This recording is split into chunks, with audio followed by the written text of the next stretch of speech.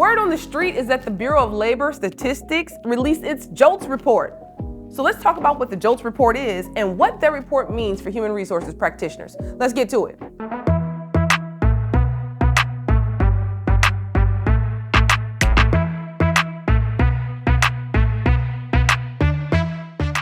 All right, gang. So JOLTS stands for Job Openings and Labor Turnover Summary. That's what JOLTS means, okay? And there's some information on the May 1st JOLTS report that's a look back. So the JOLTS is from the feds, right? It's not a place in time summary of today. It's actually a look back into March and February. And here are some of the numbers that they shared in the May JOLTS report.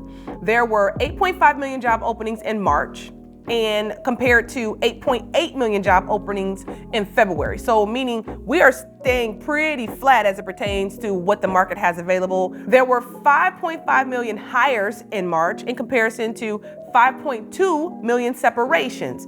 So what does this mean? There aren't as many people quitting in comparison to what was happening in 2021 and even 2022. Meaning folks are staying with their current employer, and new jobs are becoming available and open, and it's harder for hiring managers to actually find the talent. This is good news for the employee out there who's like, should I stay here? Should I go? But it's a bit more challenging news for the human resources departments and hiring managers. So what should we be thinking about, employers? We should be thinking about, number one, how to grow our own. That's your first step, is to try to think about, you've got these vacancies, and the vacancies, they actually highlighted where most of the vacancies are in. Healthcare, not surprising there.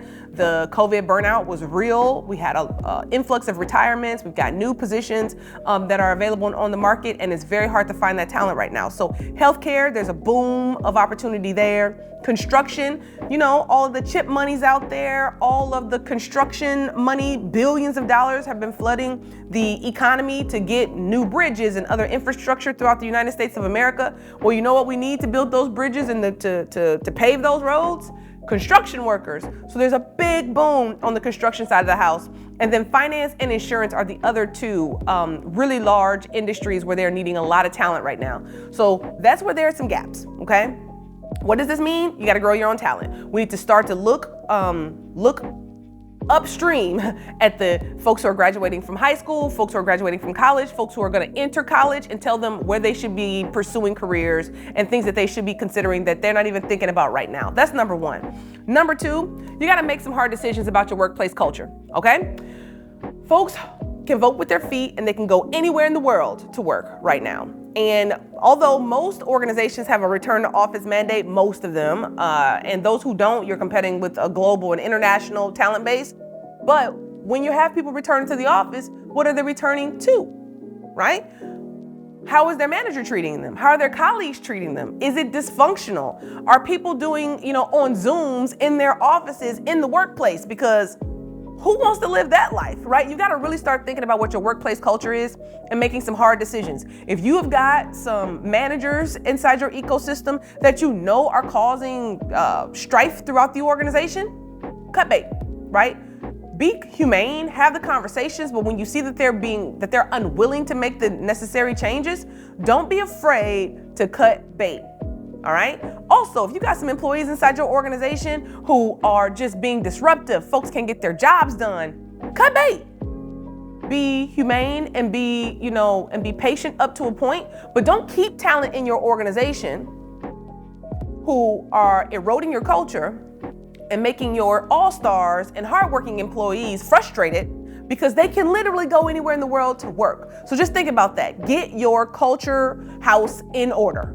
Okay? And the third thing is to get creative about finding the talent.